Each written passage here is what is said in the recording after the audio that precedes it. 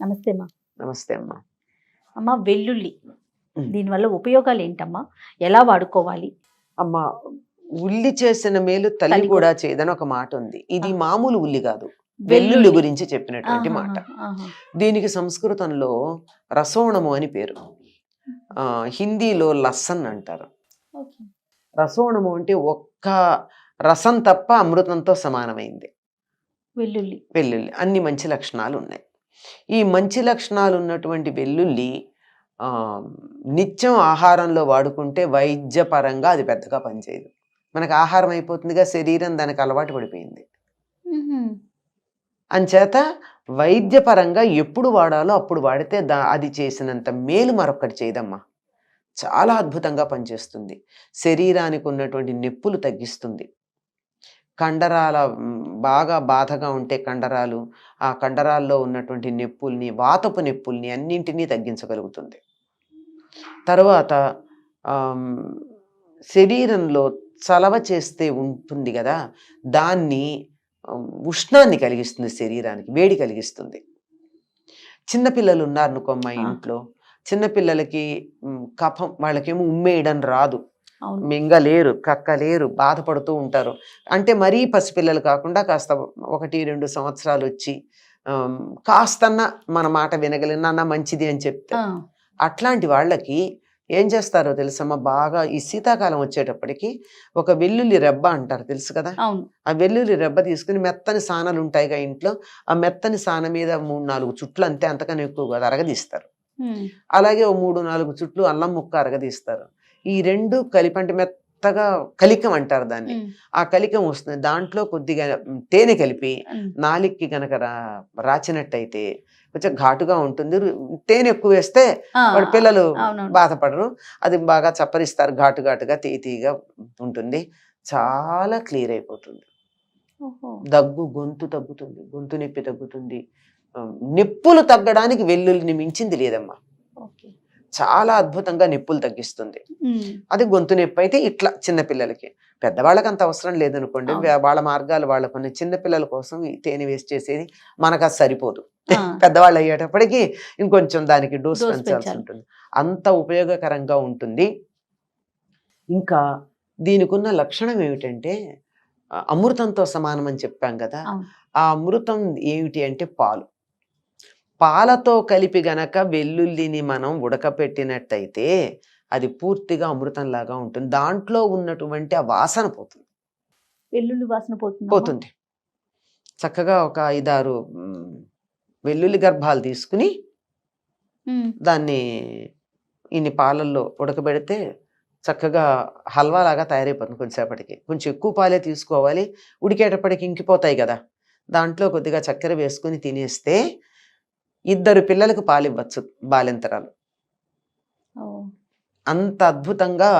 బాలింతరాలకి పాలు ఎందుకు తగ్గుతాయి? వాతం వల్ల.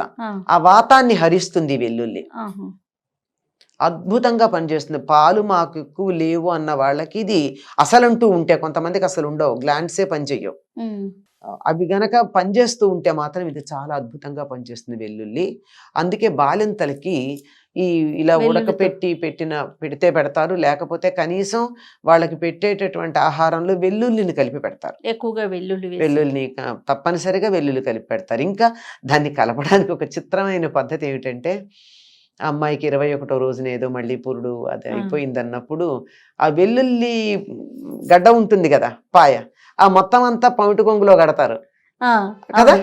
ఎందుకంటే ఇది అందుబాటులో ఉంటే మంచిది కదా, అందుకు, అంతకన్నా ఇంకేం లేదు. అందుబాటులో ఉండడానికి చేసినటువంటి ఏర్పాటు అనమాట. అది ఒకళ్ళకి వాయినాలు ఇచ్చేటప్పుడు ఏదో అలా ఇచ్చుకోవడం అంటే అది ఎంత ఉపయోగకరంగా ఉంటే దాన్ని ఇస్తారమ్మా. అయితే నిత్యం ఆహారంలో తిన్నామనుకోండి పెద్ద ఉపయోగపడదు. ఎప్పుడైనా ఇప్పుడు మందులు ఉన్నాయి, కొంతమంది మందులు విపరీతంగా వేసేసుకుంటూ ఉంటారు వాళ్ళ సొంతంగా.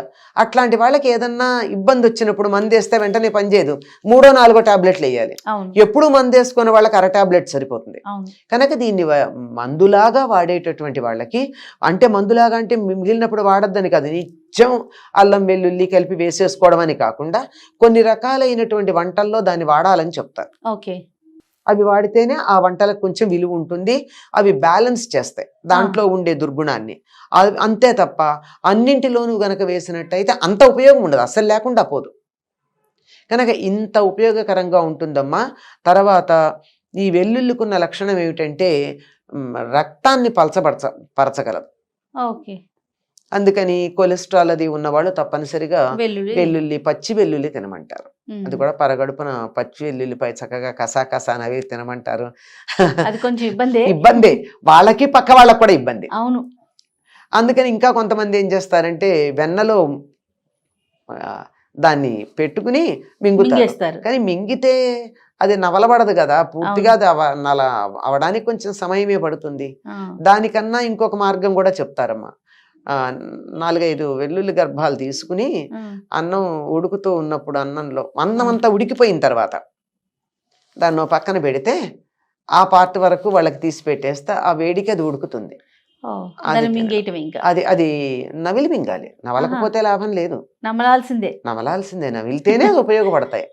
ఇది టాబ్లెటా లోపలికి వెళ్ళా కరగడానికి? కరగదు కదా. ఇది మనం నవిలితేనే పీచు లోపలికి పెడుతుంది. అట్లా తినేటటువంటి వాళ్ళు కొలెస్ట్రాల్ పోవాలంటే ఇట్లా చేసేవాళ్ళు ఉన్నారు. ఇప్పటికీ చాలా మంది చాలా ప్రాంతాలు మీకు కనపడతారమ్మా, పొద్దున్నే వెల్లుల్లి గర్భం తినేవాళ్ళు. అంటే కొలెస్ట్రాల్ ఉంది అని చెప్తే వాళ్ళకి తగ్గుతుంది అని చెప్తారు. ఇట్లా అనేక రకాలైనటువంటి ప్రయోజనాలు ఉన్నాయమ్మా. ఏది కూడా సృష్టిలో ఉన్న ఏ వస్తువు నిరుపయోగం కాదు. ఔషధం కానటువంటి మొక్క గాని, మంత్రం కాని అక్షరం కానీ లేదని చెప్పి మనకు ఒక మాట ఉంది ఆయుర్వేదంలో. నాస్తి అన్నారు, లేనే లేదు.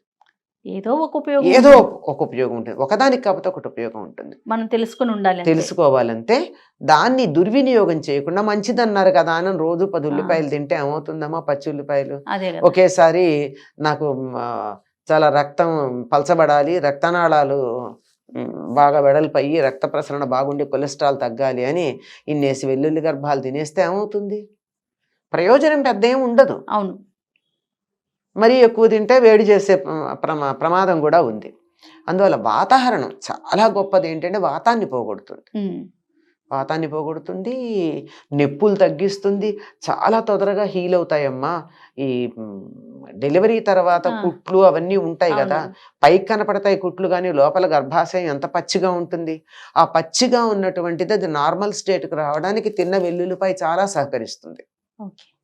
అంతేకాకుండా చెట్లకి చీడ పురుగులు పట్టాయి అనుకోండి, ఈ వెల్లుల్లి గర్భాలను చక్కగా దంచేసి నీళ్లల్లో కలిపి వాటికి కొడితే కూడా కొన్ని రకాల చీడ పురుగులు పోతాయి.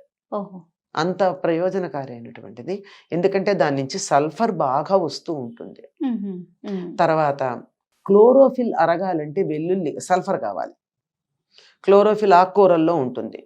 ఆకుకూరలు అరగాలి అంటే తప్పనిసరిగా వెల్లుల్లన్నా వెయ్యాలి, లేకపోతే సల్ఫర్ ఇచ్చే మరో పదార్థం ఉంది, ఏమిటంటే ఇంగువ. వెల్లుల్లి తినని వాళ్ళు ఆకుకూరల్లో ఇంగువ వేయాలి.